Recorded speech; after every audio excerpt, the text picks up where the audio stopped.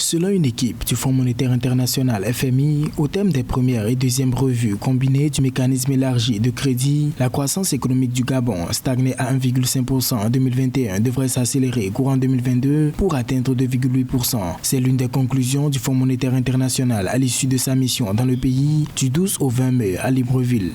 2,8 dans un contexte de baisse des recettes pétrolières, le pays, pour être sûr d'atteindre ce taux de croissance proposé par la Banque mondiale et par le Fonds monétaire international, il serait adéquat de continuer la sécurisation des recettes budgétaires à travers une digitalisation assez réussie des recettes forestières, des recettes fiscales et même des recettes à l'exportation.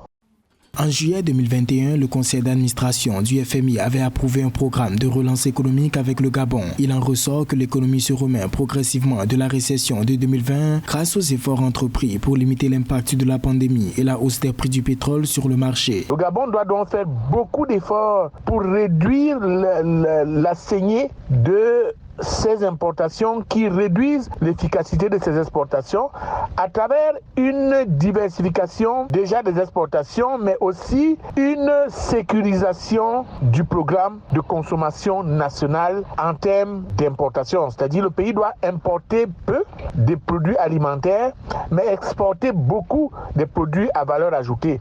Par ailleurs, l'intensification de la guerre en Ukraine et ses effets sur la croissance mondiale et le retournement des coûts du pétrole font courir des risques à la reprise économique. À cet effet, le FMI a convenu de la nécessité d'accélérer les réformes structurelles.